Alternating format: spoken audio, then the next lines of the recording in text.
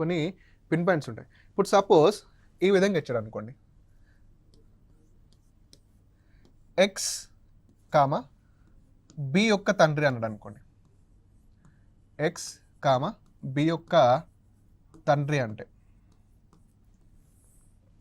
బాగా గుర్తుపెట్టుకోండి. దీన్ని ఏ విధంగా రాయాలి? First of all X comma B యొక్క తండ్రి అంటే దీన్ని ఏ విధంగా డ్రా చేయాలంటే ఫస్ట్ ఎవరి యొక్క అంటున్నాడో వాడిని తీసుకోండి. ఎవరి యొక్క అంటున్నాడో వాడిని తీసుకోండి. ఎవరి యొక్క అంటున్నాడు? ఎక్స్ అనే వ్యక్తి బి యొక్క తండ్రి అంట. ఎక్స్ అనే వ్యక్తి బి యొక్క తండ్రి. ఎవరి యొక్క అంటున్నాడో అతన్ని తీసుకోవాలి. బీని కరాసి, ఓకేనా? బీని కరాసి. బి యొక్క తండ్రి అంటున్నాడు కదా. ఇప్పుడు నా యొక్క ఫాదర్ అంటే నా యొక్క తండ్రి అంటే నా పై జనరేషన్లో ఉంటాడా, నా కింద ఉంటాడా?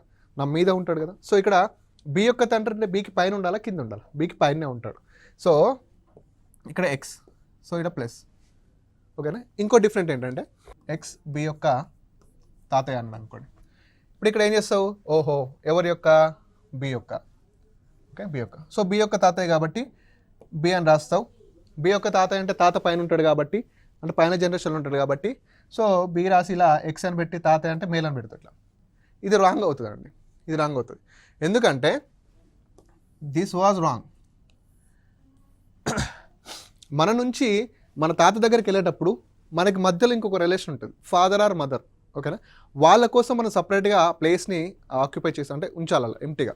ఎందుకంటే నెక్స్ట్ స్టేట్మెంట్లలో వాళ్ళకి సంబంధించినటువంటి ఇన్ఫర్మేషన్ వచ్చే ఛాన్స్ ఉంటుంది కాబట్టి. అంటే ఏ విధంగా రాసుకోవాలంటే బి రాసే కదా, బి రాసి బి పైన ఇక్కడ మనకి మన ఫాదర్ కానీ మదర్ కానీ ఉంటారు.